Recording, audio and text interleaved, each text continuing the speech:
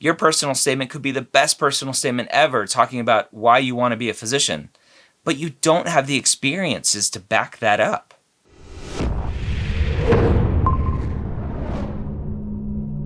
Application Renovation Season 3, Episode 8. How are you doing today? We're doing well, thank you. I'm excited to chat with you about your application. Before we dive into it, I want to hear from you where you think you went wrong with the application. I don't really know. I feel good about my stats. I feel pretty good about my clinical experience. I've really only had like one concentrated one, but it was over a long period of time, and I got a lot of good hours in, so I feel okay about that. But yeah, I'm not exactly sure. You checked all the boxes, and something fell short. Yeah, I felt like I checked the boxes in a really authentic way. That wasn't like, oh, I'm just checking these boxes here. Yep.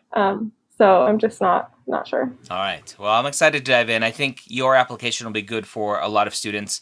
Again, because you said like your stats are phenomenal and you have good experiences. So like, what else is there? What else could I possibly do? But hopefully we can get down to it in your application. Cool. So let's go ahead and chat. So the first thing I see is an application date of July. Talk about why a month later than application cycle opened up. Yeah, I got kind of stuck on how to write my activity sections, and in figuring that out, it took me a month longer than I thought, but in the end, I was pretty confident with how they came out, so felt okay about it. I did definitely get stuck in a queue. It took, I think, the full 6 weeks to get pushed through, so that probably is something. Yeah. Thanks, MCAT, for delaying it for everyone. Yeah. They need to do better at that, but it is what it is. The extracurricular descriptions are hard to write. I think harder than the personal statement. Hopefully, I have a new book coming out that is roughly titled The Pre-Med Playbook Guide to the Medical School Application Process or something like that. We're tweaking the name at the final minute, but it's all about the application process, and it includes examples of extracurricular descriptions and how to best tell your story through those. So hopefully that'll help. All right, cool. So that's the first thing I see is the delay of a month. Is that what killed you? I don't think so, right? Lots of students wait a month to submit, especially with your stats. Typically what would happen is you'd still go to the top of the list because of your stats after your application was submitted. All right, so we get through kind of the basic demographic information, nothing too special here. We get to your grades, and as you can see, stellar, right? There's nothing about your stats that are going to hold you back from any school.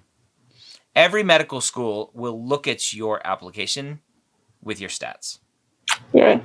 So I like to look at stats as either they open the door for you or they close the door for you. And this isn't going to close the door anywhere. Okay? So stats are great. So it's like, what else is there? And that's why I'm really trying to focus on kind of this season of application renovation is not just you need a better MCAT score, you need better grades, but what else is there? Yeah. So we get into your experiences and we have poster presentations, publications, great, right? Obviously you're involved in research, sounds good. It's funny that you're researching tuberculosis. The previous episode of application renovation, that student started their personal statement with their grandfather having miliary TB. So that's the theme for our episodes, apparently. So more publications. So you're obviously very heavy in research. And when I see that, I start to question, is this someone who loves research and thinks they want to be a doctor? Or is this someone who knows they want to be a doctor but just happens to like research too? Yeah. Tons. I wasn't planning to split my publications up. I just couldn't fit citations for all of them in one activity section. So I split them and they weren't all published at the time. So I did that. I don't know if that's something you would recommend against in order to make it not look too researchy. It really depends. I don't think you need to use citations as much as you use. Like, do the citations have to be perfect? Like whatever the citation language is. I forget at this point. Does it have to be perfectly structured citations? No. Like, just put the titles. It doesn't really matter. That would definitely help in terms of needing to use multiple experiences. That way you're not leaving out something that may have been important to you, but you're like, publications are more important than my cooking or whatever it is, right? So you just need to be careful with that. So very, very research heavy to begin with. And so now I'm starting to wonder, where's the clinical experience? Okay, here's clinical experience. But something stands out here. It was many years ago, right? And so I'm like, okay, what's going on here? So this was emergency medicine volunteer clinical research assistant. And your description here, you get into a description that I wouldn't talk about, at least in your personal statement, right? You have this experience where you talk about your coworker, your partner here, making a patient feel uncomfortable and how you kind of felt you didn't do enough to help or whatever it is, right? We've probably all been in situations where a colleague is doing something and we know the patient doesn't like it. And so what do we say? They're superior, they're the attending, I'm just a medical student.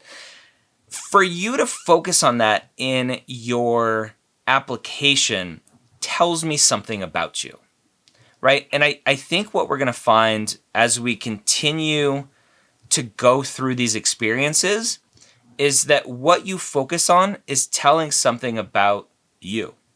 And I think that is potentially why medical schools didn't invite you for an interview, okay? So we have this experience. It's focused on this negative thing that happened, which, again, it happened.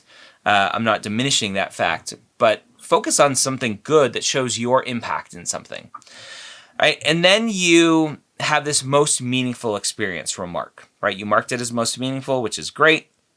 I want to know why it was most meaningful for you. And you spent the experience, you spent this experience remark section to talk about, mostly about diversity, right? You talked about LGBT, you talked about vulnerable, where was it? Transgender patients, low income, uninsured, these vulnerable populations, right?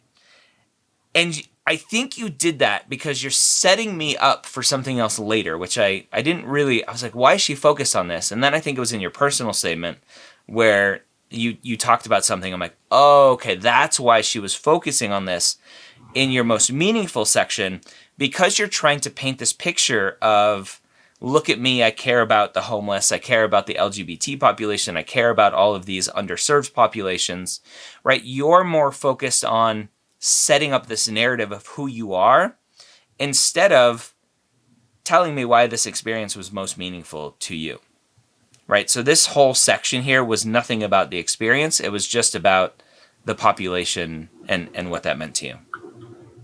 Okay. You even mentioned here, right? This experience played a major role in how one day, I hope one day to approach the practice of medicine. And again, I think you hit upon that again in your personal statement, and we'll focus on that. So clinical experience, great. Long time ago, not so great. So, and with all that research, again, it's potentially telling me the story of, do you really want to go into medicine, or do you just happen to like research and you did some clinical experience a long time ago? More research here from a while ago.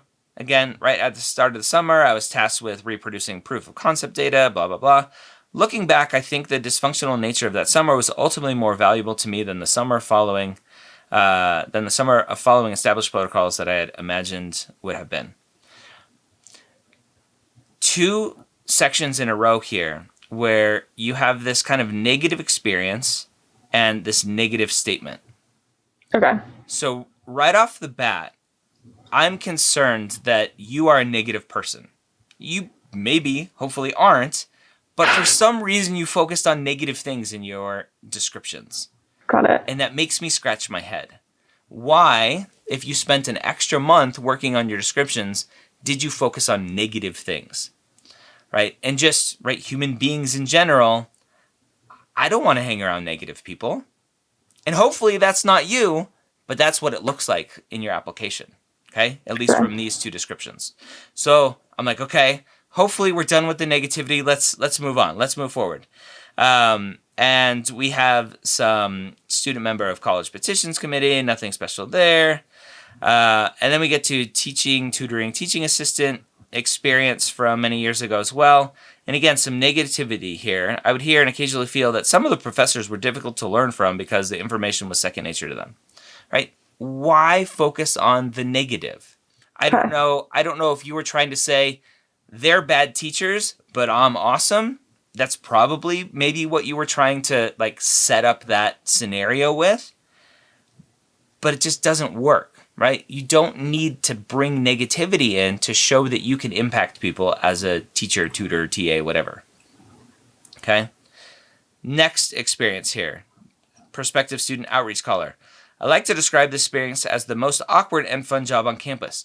Why talk about most awkward? Again, the negative. We didn't need the negative in there.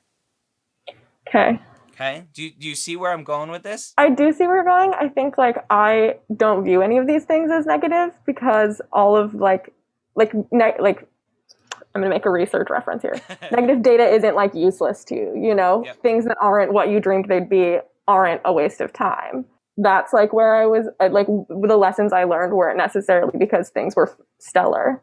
And so that's I think where I was coming from. But I understand that. But it's looking at it from the negative.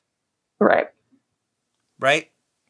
And when students focus on the negative, I don't want to be around that.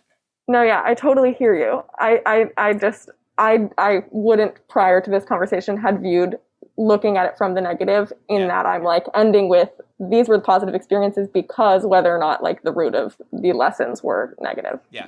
If I was like, this is all a waste of my time, that in my brain is negative, but being like, wasn't exactly what I pictured. And then this, that's where I was coming from. Yeah. Got it. All right. Extracurricular description here, club rugby. Great. Nothing special there. The college honor board, again, I didn't see anything too stand out there. Paid employment as a nanny. Didn't really dig into this. Obviously, big part of your life, marking it as most meaningful. I'm actually glad you marked a nanny as most meaningful. Again, it's a lot of hours.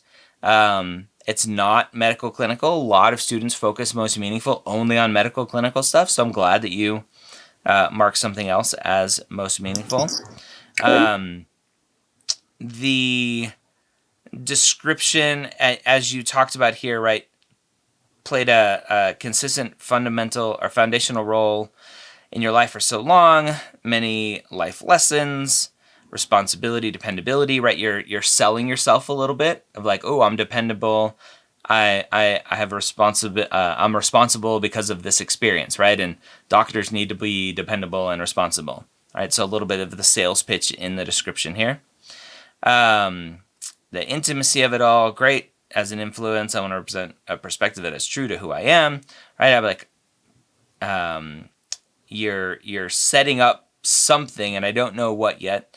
As an employee, I have to do that within the framework of what is acceptable in that family. Okay, great. Yep, that's what nannies do. I've come to know through babysitting, right and wrong, looks a little different for every family. Okay, great. Like, I'm not learning anything about you at this point. You're just, like, telling me what it is to be a nanny. Learning how to adapt, right? Maybe that's what you're trying to sell. You're, like, your adaptability now. Someone else's home can be quite profound. Again, yep, that's what nannies do. They're in other people's homes. Home is where people go to let their guard down. It doesn't just get back up. A babysitter walks through the door, right? So at the end here, I always feel a sense of gratitude in those moments. I love being able to support families through them while helping normalize the chaos of their truths. And so I read this most meaningful experience, and I read it as if you're not telling me who you are or your impact. You're selling me on how being a nanny helped prepare you for medicine. Okay. Right? You're saying here, being a nanny is just like being a doctor, because in those moments, I am able to help an embarrassed patient realized that I've witnessed the true mayhem of her life, right? Patience, right? Students always talk about, I love helping people on their most like vulnerable day of their life or their most devastating day of their life or whatever that is, right? And what you're doing is you're making an analogy here to being a nanny. And so I read this and I'm disappointed because I want to know who you are, not that you think being a nanny is just like being a doctor. Okay. Okay. So it's one less opportunity for me to connect with you. Being a server, right? More negativity here. I expected to hate it. Like, why? You don't need to say that. You don't say that. And so it just stood out at that point. I'm like, okay, let's stop talking about this. All right, that is the experience section. So one thing that is missing in here is shadowing. Where's your shadowing experience? I don't have any in-person shadowing. I've been doing a lot of the e-shadowings, both for yours and the other different things on the internet. It was never something that was super accessible to me. I probably could have like cold emailed a lot of people, but I didn't grow up around the like connections that would make that super easy for me. Yeah, and that's where shadowing is hard, right? Shadowing is very much a networking play to make it easier, or it's just a lot of cold outreach. And if you're not comfortable with that, that makes it very hard. And so I get through your experience section. I see someone with amazing stats, but I see someone who has some clinical experience several years ago and no shadowing experience. Okay. I am immediately probably just going to put your application to the side without even reading your personal statement, because you are someone who likely doesn't understand this world that you're saying you want to join. I talk about it all the time. Actions speak louder than words. Your personal statement could be the best personal statement ever, talking about why you want to be a physician, but you don't have the experiences to back that up. Right? You have experiences from many years ago to say, I love interacting with patients. Well, if you love it so much, why aren't you doing it? You're in research.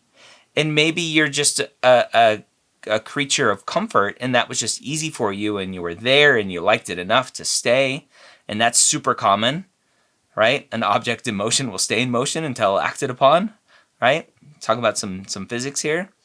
But at some point, you have to get out of your comfort zone and make those cold calls and cold emails to get some shadowing, to get some more clinical experience, to prove to yourself that this is what you want. Right now, I think you love research. I don't know if you like being a doctor.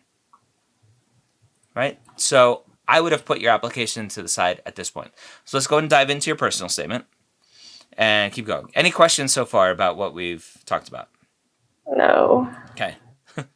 I'm sorry if I'm nitpicking here, but this is the goal of this is to really help you push forward, because you obviously are a stellar student, and now let's translate that into the experiences that we can highlight to medical schools to say, look, I want to be a doctor, and here's why. Right now, that's missing.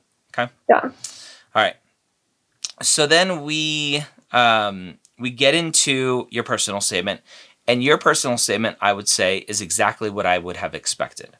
It's a personal statement that is devoid of reasons why you want to be a doctor because you don't have the experiences.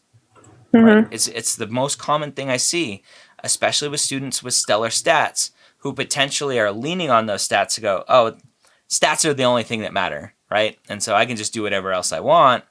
And then the personal statement is like lacking the story of why you want to be a doctor because you don't have those experiences. So, right off the bat, right? So here's the whole story. It's just, I don't like when, and this is more maybe just a personal opinion. I don't like personal statements that talk to the reader, right? So when you say, so here's the whole story, you're talking to me, right? Yeah. It all began the day I saw a postdoc. Okay.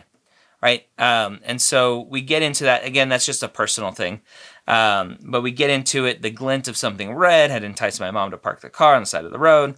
So very interesting, right? Overwhelmed by curiosity, I leaned in, taking the smooth lines and connected to some of the distinct systems. So you see this body that's kind of mutilated, this elk that's mutilated. Two fetuses were twisted together in the mess of her body. Right. Realizing that there were the things that enabled me to run and eat, I became obsessed with understanding their function. Right. So you are basically very similar to where I was my senior year biology class, where I was like, oh my God, I'm dissecting a cat. This is phenomenal. I love how this thing is built. And I want to understand more of it. Right. So I get that. I understand this fascination with where you're at this point. Where you kind of stop is, how did this lead to you wanting to explore medicine? Right? You talk about being obsessed with the understanding of the function and everything that kind of how it works, which ties in very well to your career as a researcher. You love figuring out how things work. That right off the bat, I'm like, yep, research. I see that. What's missing here is the tie to medicine. Okay, so the fascination with science, got it, but there's more to medicine than just fascination with science. So we get in a little bit more. Born in New Mexico, great. Entered high school, got it. Again,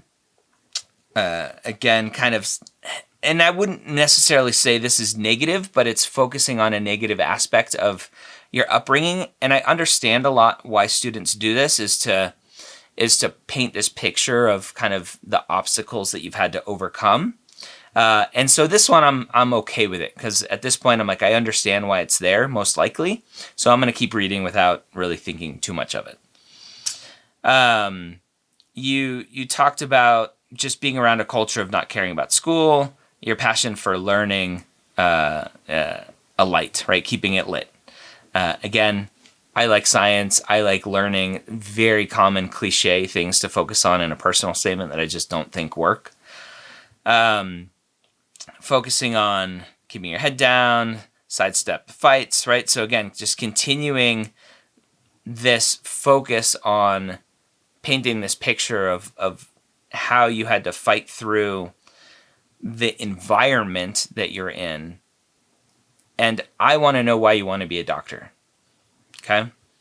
You could have left it at this one line, and I would have understood enough of what you were trying to say without continuing down with more description of your upbringing. So feeling like an outsider, right? I want to learn. I want to understand the body. I like science, and all of you people here are going nowhere, and I need to do what I need to do. And so you talk about going to boarding schools in New England. Again, this whole paragraph, at the end of the day, I'm like, is it needed? Not really. Okay. You potentially could have marked yourself as disadvantaged and put that in a disadvantage statement to talk about the upbringing that you had, the school system that you had, the environment that kind of where you came from. Students don't aspire to greater things. Mm-hmm. That potentially would have been good for a disadvantage statement. In your personal statement, I think it's a distraction. So you get into a sales pitch here. This read, the competitive environment led me to develop a drive and work ethic that continues to propel me forward, right? The sales pitch stuff. Obviously, I think seeing a student who obviously crushed her stats and has made it out of that environment to some extent shows me that you're dedicated and motivated and hardworking. I don't need you to tell me that. I can see that just from who you are and the fact that you've gotten to this point. Mm-hmm. So just the sales pitch stuff. All right. So distraction paragraph. Hopefully we get back into personal statement. Right. Alternate reality, private boarding school. You struggle to own your story. Right. Again, super common. Boarding schools, usually wealthy families, and you're here from this kind of gang-ridden area, as you mentioned. Like, I don't belong here. What's going on? You talk about your mom giving up a career in chemistry before you were born because she found it soul-crushing. Again, that negativity, right? Do you need to mention that it was soul-crushing? I don't know, but it's a negative side of things here. Your dad's a carpenter. traumatic childhood with self-medication. Again, very common unfortunately, for traumatic childhood to get into addiction and other stuff. Again, the negative, what is the point of that? You're, again, focused on, look at everything that I've had to overcome so far. Okay? I want to know why you want to be a doctor. That's my goal of the personal statement. The potential of your dad having an addiction, disadvantage statement potentially. So never worried about the status of your family before, right? When you grow up, you don't know if your family's poor, if your family's rich. You're just like, this is my life. This is my family. This is who we are. And then you go to a boarding school and you're like, oh, life is very different than I thought it was. So again, you're describing boarding school life and not necessarily why you want to be a doctor. And so just more distractions here. Again, kind of talking about lessons learned, the challenges that I used to resent, to value joy. Why do you want to be a doctor? Why do you want to be a doctor? That is the question that you're supposed to be answering. And right now, all I know is that you found an elk on the side of the road and you wanted to learn more about how the body worked. Okay? Taught me empathy and patience. So a little bit of the sales pitch there, right? I'm empathetic. I'm patient. Doctors have to be empathetic and patient. Therefore, you should accept me.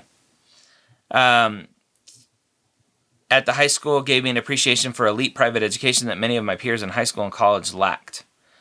I'm not sure what that was supposed to say, other than I like to learn. I think that's what that statement is, right? I love being in school. I like to learn. Again, just more distraction that is not telling me, why do you want to be a doctor? You focus on some good stuff here, right? Even with all the struggles, one of great privilege positions me to wield it intentionally and with self-awareness. Again, I think you're kind of angling at, with all of my experiences from the different backgrounds I've had, from going from gang-ridden to elite private school, I'm going to be able to connect with a lot of people, right? I'm going to wield it intentionally. That's what I take from that. You have this next line here. In the years following the elk incident, I took to saying that I thought people were more interesting on the inside. It's kind of a weird statement without knowing who you are to read that. Right? It's very similar to how I talk about how I dissected a cat in high school and I wanted to cut people open. Right? It's a very weird statement without any context. And so I understand it. It's probably the millionth and 10th way that I've seen a student say, I like science. I want to understand biology and how the human body is connected. But that concerns me that you're not someone I'm going to get along with. If I'm sitting across the table from you as your lab partner, am I going to be able to connect with someone who would rather see my insides, right? Not literally, but obviously it's just the way you wrote that there, right? You're more concerned about how my body is connected, and I say something, you're like, oh, I wonder what neurotransmitters just went through his brain to say that thing. Right? To me, this doesn't sound like someone who I want to spend time with. And that is a concern, right? Because at the end of the day, the goal of this admissions process is I'm going to put a cohort together of 100 students, 150 students, 200 students, whatever it is. They all have to get along, right? Obviously, not everybody's going to get along, but they need to get along well enough. And so I want people who are going to be outgoing and friendly and be able to connect and communicate. I need people who are going to be able to be at the bedside and communicate with a patient and communicate with their families and not just be annoyed and would rather just see them on the operating table. Okay? So that's a concern for me. Drawn to biology, again, we got it. You love science. Fascination with the molecular mechanisms of disease. Again, I've seen enough at this point that I think you should be in research, not medicine. At least with everything that you've told me and you've shown me through your experiences.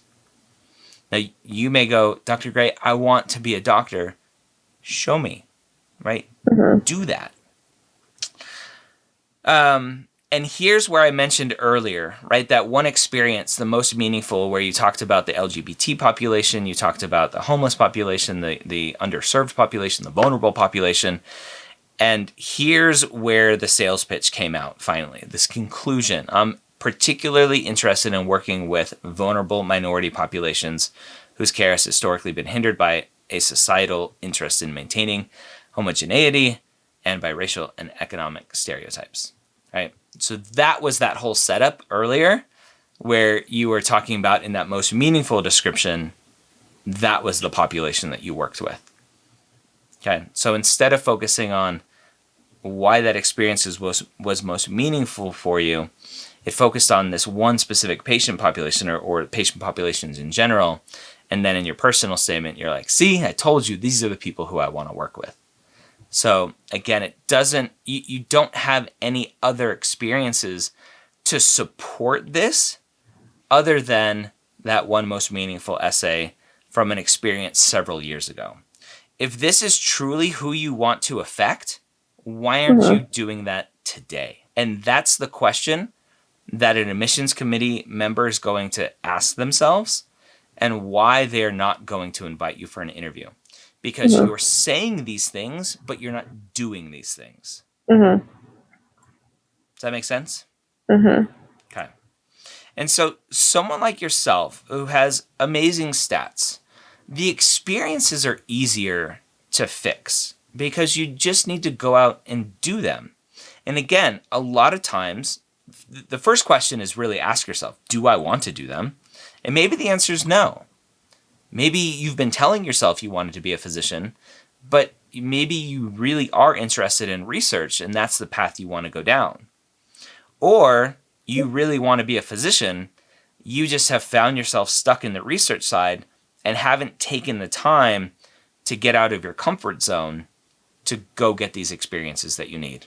And obviously COVID has kind of sidelined everything for the last year, but that's kind of neither here nor there. So for you moving forward, it's a matter of activities to prove to yourself and to help prove to the admissions committees that you want to be a physician. Okay. And then focusing on your story better in your personal statement and in your descriptions to really focus on who you are as a person, the impact that you've had, and your personal statement more specifically, why do you want to be a doctor? Not, here's everything that I've had to overcome. And again, very common personal statement for someone who doesn't have the experiences to reflect on. Okay. School list, only 4 schools. Talk about that. Where are you a resident? Are you still a resident of New Mexico? Legally, yes, but no, I live in Oregon. I went to college here and have been here for nearly 7 years. But legally a resident of New Mexico? Yeah. Okay. So that makes sense. Oregon makes sense, OHSU, because that's kind of where you went to school in and around the area, right? University of Colorado and UC Davis don't necessarily make sense. They're public out-of-state schools. Why those 2 schools added on there?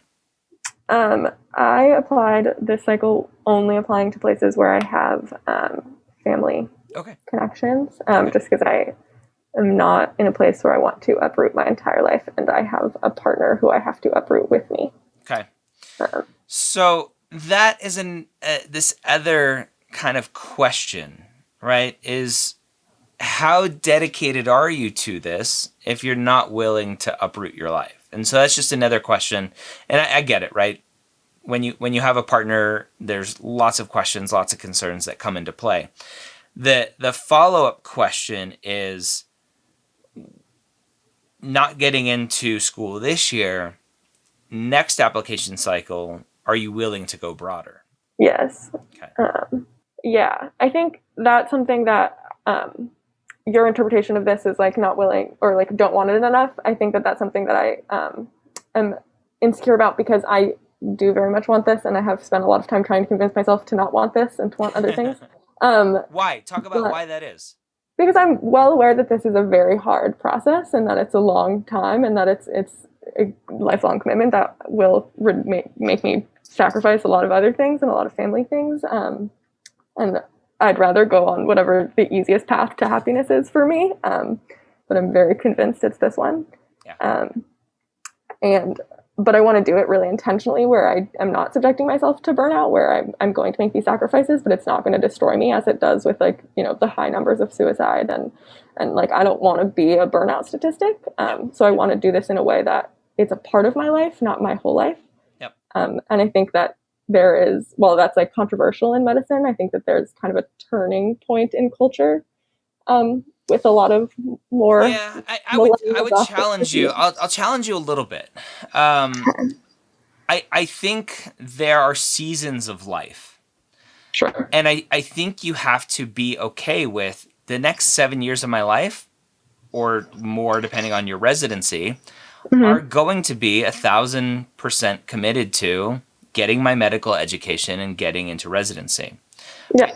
But I talk to students all the time who have kids in medical school, who have kids in residency, if that's a part of the journey that you want to have, right? Life doesn't stop just because you're in medical school and residency. Yes, they are hard. They are all consuming, but you get to dictate the schedule that you have day in and day out. You get to dictate what that life looks like. When you're not in the hospital as a resident, you get to dictate what you're doing. You can either sit on the couch and be lazy all day long, or you can go get some exercise or go take your kids out to the zoo or whatever that looks like, right?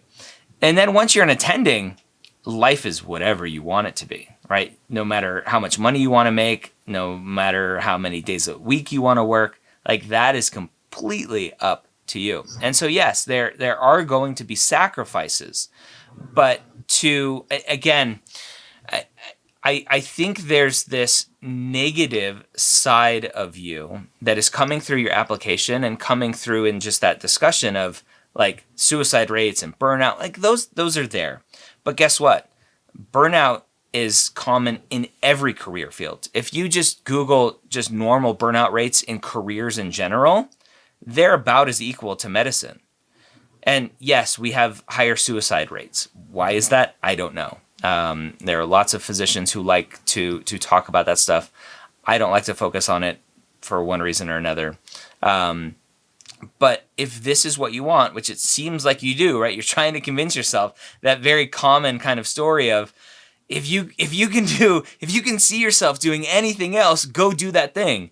But if you're stuck here with medicine, sorry, you're stuck here, and now let's make it work. So yeah, I think that's the big question. Yeah. Can I explain myself a little more on the storyline that I was attempting to show in that personal statement? Is that, so essentially I feel as though through my education and my kind of like entry into this elite world that I was not born into, I've found that I have this like kind of in point into medicine, which is something that we all should feel like perfectly comfortable. It's something that we all have to access and understand, and like I have some family things that I did not talk about in my personal statement, which I will talk about next time, I guess, that kind of illustrate this for me. But like people who don't have a like scientific education feel like they don't speak, or people in my family at least, feel like they don't speak a language enough to even like communicate or understand their own medical diagnoses or experiences. And so they're kind of sidelined by their own care.